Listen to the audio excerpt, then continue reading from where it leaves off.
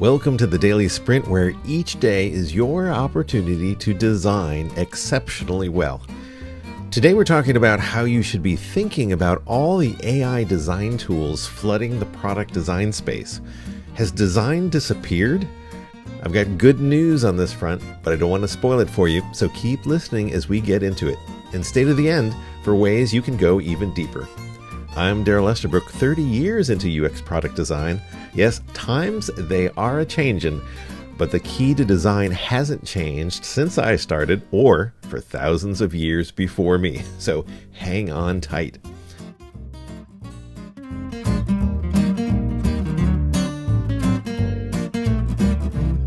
Well, welcome. I'm glad you're here. It's episode 14.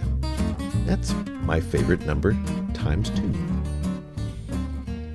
If the Daily Sprint podcast helps you, please leave a 5-star review on Apple Podcasts. It really helps get this show in front of new designers who probably have the same questions you do.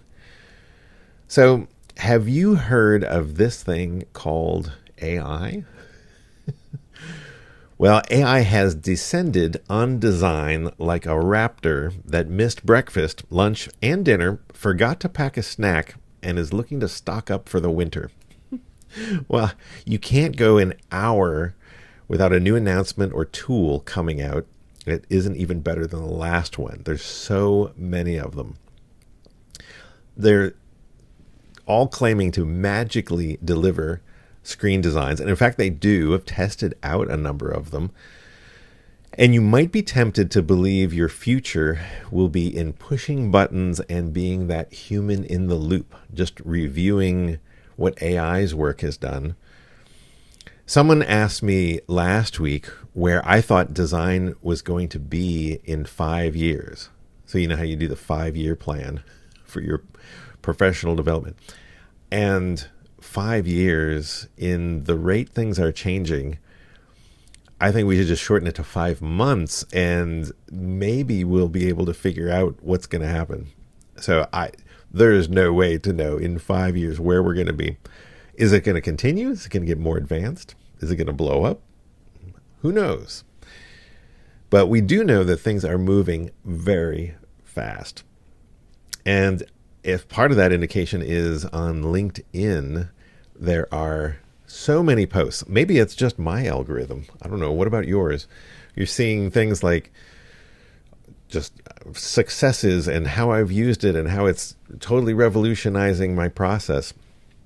And it really makes me wonder, because over the past 30 years that we've been growing into product design, I've been a part of teams that have been fantastic in integrating design into the software process, just making great strides into getting down to the details that we'll talk about in a little bit. And I wonder if so many people have just been in the wrong design process for so many years.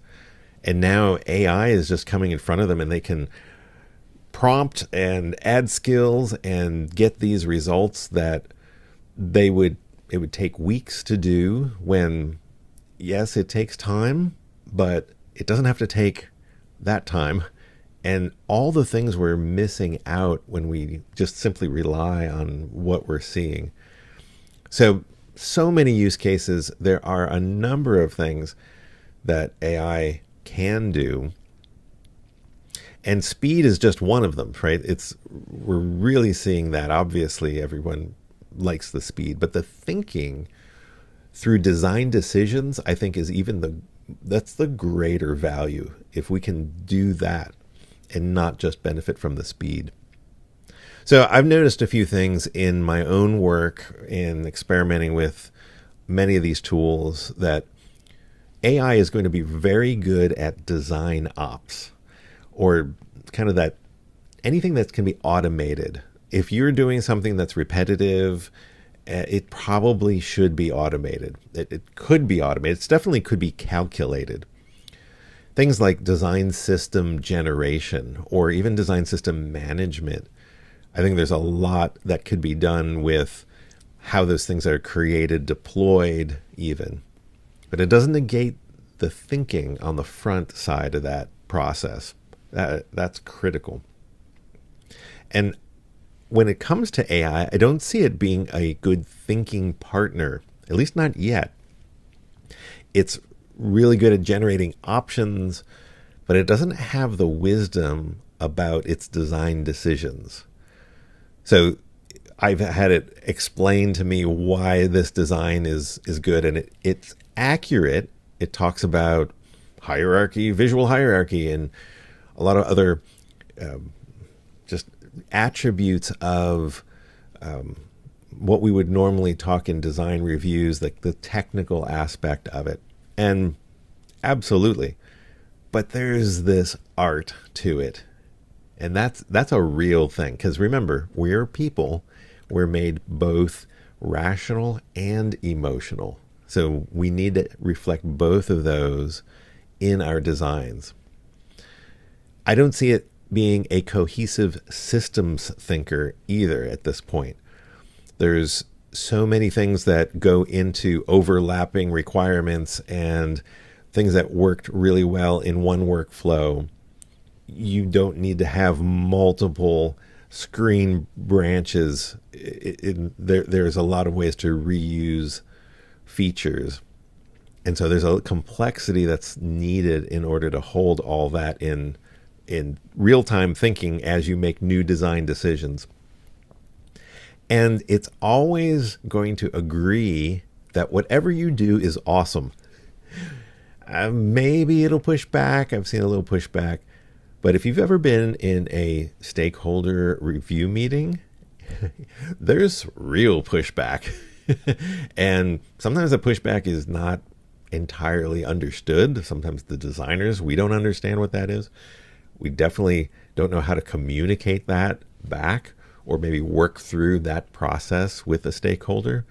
That's what I'm going to focus on. And that's what I'm going to show you in a bit here. So the appeal of all of these tools is for business, it's speed. I mean, if you can cut down a week's worth of work into a few minutes, there's dollar signs all around that of savings. And for designers, making designs functional, it's a huge appeal. And I think there's value in that too. Right now, we're talking prototyping. There's a lot of, again, LinkedIn posts on publishing and shipping code, and really pushing the limits on that. But making things work to really see how something might behave is a really neat tool. But there's still a lot it's rough. A lot of that can have a downside to it. And it really, to some of that downside, AI becomes the authority without the credentials. It's like when we say AI did it, we're giving it the acknowledgement that it just did it well, very well, perfectly well, maybe even, so much so that we trust it implicitly. And yet, if you know the domain, it's not always accurate. And what else is it leaving off the table that it hasn't explored or hasn't offered up? There's so much that you lose in that speed. And then designers can fall into this trap of just being the recommendation takers, or at least some segment of designers where it's just, well, AI did it. AI said it. It must be good. But there's that's part of where is this all going? So it seems like design will simply disappear into a generating process. Right? Is that where it's going? It seems like there's no need for designers if product owners and engineers can create these screens themselves. It's like, well, if we can do it. If designers can ship code, then engineers can create designs. Well, yeah, to a point. And this human in the loop, which is very interesting in this early stage of AI, because it's kind of said as a way to put some calm into this fervor, like, oh, it's okay, you don't have to trust it, there's a person that you can trust. But in the end, there's a point in which, if it's always going to be a recommendation that you're going to go with, at what point do you just flip it over and say, oh, we don't need the human in the loop anymore? And that's for designers, just reviewing AI's work. That's kind of a pump the brakes on it. No, I don't think this is the future of design. Designers bring thinking, nuance, and creativity to the table, right? It's the emotion and the rational. The business stakeholders and engineers will always be able to demonstrate their ideas through prototypes, but who will press them to ask why? Right? We're living in a world where could is no longer a constraint, and those who can specify should will be the ones that reign. So you should become a designer who knows should from shouldn't. But how can you, right? Well, I've been living in a design process I discovered for more than a decade now. And it's the core. There's at least three things that are core. There's so many parts about it. But what is the purpose we're focusing on? And every design decision I make has to be explainable. And how do I deliver on that purpose with people who don't know design or design process, right? It's explaining those design decisions. So let's kind of walk through these, at a high level. So what is the purpose we're focusing on? Purpose is the intended outcome. It's huge. The purpose is always talked about. We kind of understand it. We call it the why.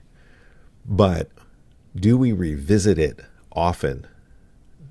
I mean, every design decision, are we referring back to it? So how many times have I sat in meetings where purpose was not really there, kind of in a vague sort of way? My first project involved, it was a product, but it involved in creating a logo as well. And I just remember sitting with the stakeholder, and I was young, so I presented some ideas, probably not in the best format or best way, but more importantly, I didn't know how to handle the conversation. And so it ended up turning into a stakeholder saying, well, what if this goes there? And then I would have to go put that thing there. What if it's a bit yellower or bluer? And then I would have to adjust the colors. And you're really just pushing pixels at that point. I become the puppet of the tool, which ironically sounds like AI when you have to prompt it. You're like, what happens if this? What happens if that? Even in large clients where we had everyone in the room, including some executives like director leaders, and everyone's talking about nudging items like, well, what if this happens? What if that? Move that there. That doesn't look right. It doesn't seem right. That is not design. And it's really not even purpose, because we're pushing elements around. If there's no purpose, then there is no design. That's fundamental, which should make us really think about the importance of purpose. And are we capturing it? Are we holding on to it? And do we know what it even means? So yes, that is a thing that we can get really skilled at, and it will explode in our ability. AI will never give you purpose. It can give you suggestions. It can give you all sorts of ideas, maybe not. But you have to ensure that the reason that you're doing your intended outcome is actually defined and where you're heading, where you want to go. The second one I mentioned before was every design decision I make has to be explainable. So if you can't explain why you put an element on the screen, how can you expect stakeholders to accept it, engineers to understand it, or users to even use it? So I would, again, the younger days, I would create 3 designs because I thought you just had to. I saw other people doing it. I saw other designers. It was like, oh, the 3 designs. Well, design 1, 2, and 3, A, B, and C. And it's great. Well, this is just really different than this one, and this one's really different from that one. And didn't really explain it, couldn't really explain it. And it's just what we did. It got a bit difficult. And so over the course of years, I reversed it. I just said, well, I'm just going to deliver one design then. That'll make it easier. We won't have these messy conversations. And I would just do one. And then we get into, well, how do we massage this element around and just move things around the screen so we can get to where we want to go? And that wasn't working either. Then I did two. It was kind of like an A and a B. And it seemed to be better than the other approaches. But it really wasn't, none of those really worked. And that stems back to purpose. When I started to understand that purpose was the key, that unlocked unlimited creativity. It started to really flow because there's so many ways that you could visualize an intended outcome. Just many, many, many different ways. And now you start to tease those out and weed them instead of focusing on whether the logo is big enough or not, or whether it's on the left or the right. You're really starting to be able to tie that together. And then I could explain it. As soon as I had the purpose defined, then there wasn't anything on the screen that either wasn't there on purpose or that I couldn't explain. And when I can explain it, then we can have intelligent conversations with stakeholders. AI doesn't have this holistic concept of design decisions. Again, like I said, I asked it to explain some of its designs, and it did it technically.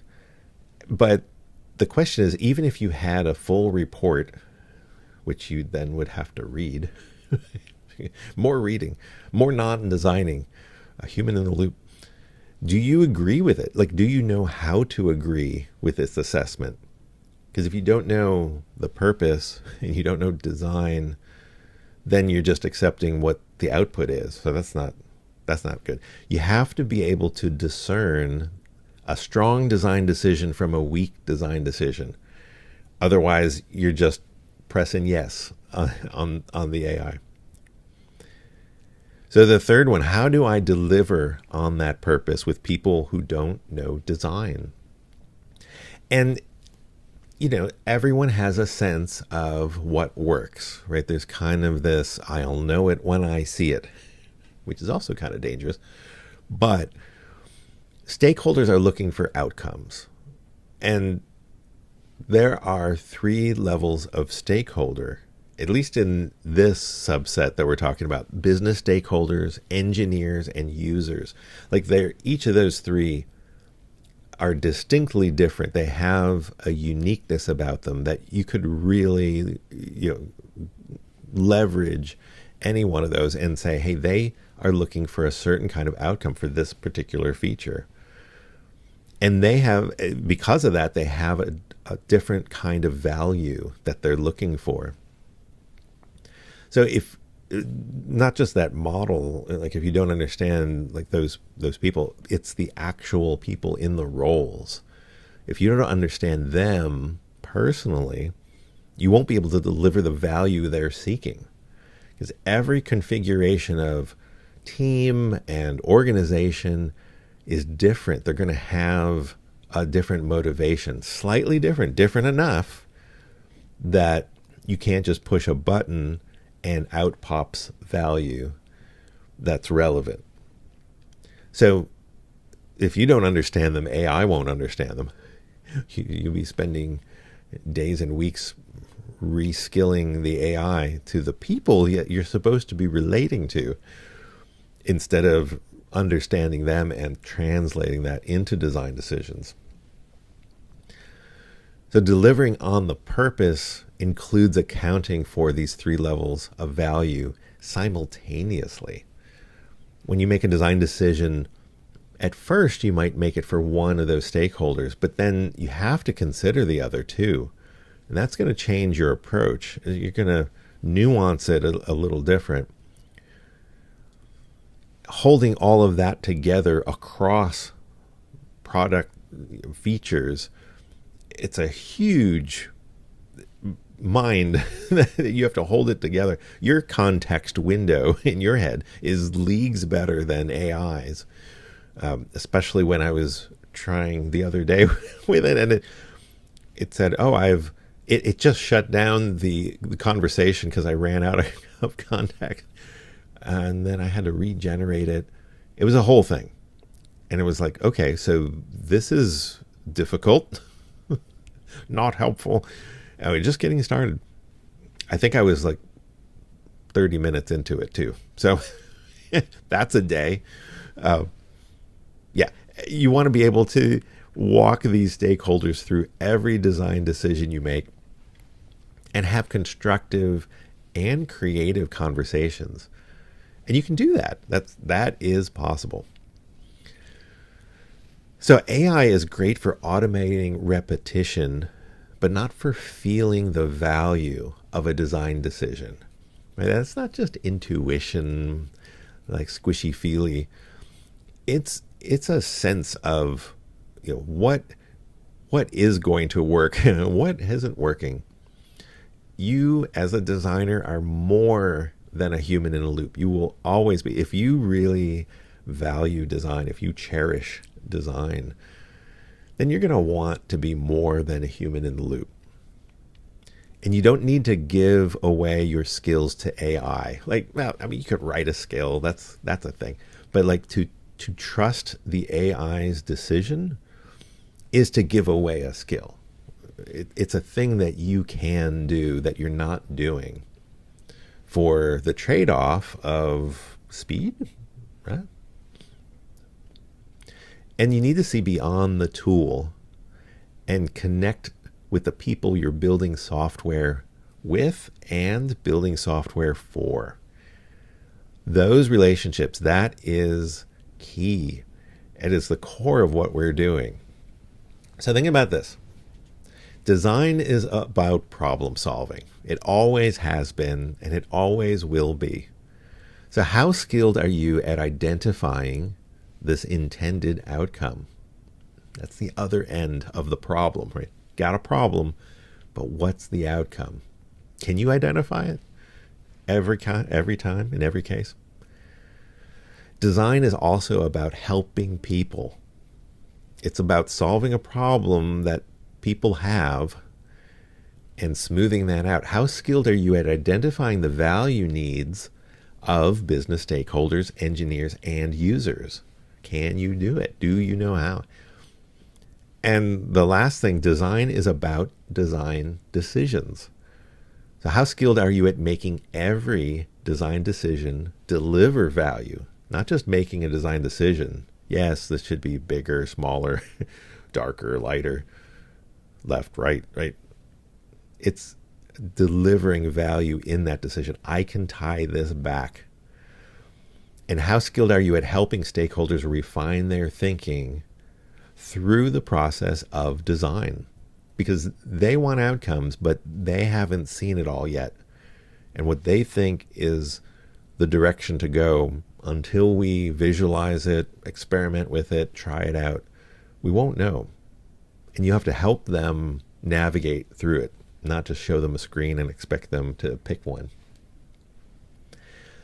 So all of this is like the scratching the surface, but there's so much more we can go into this.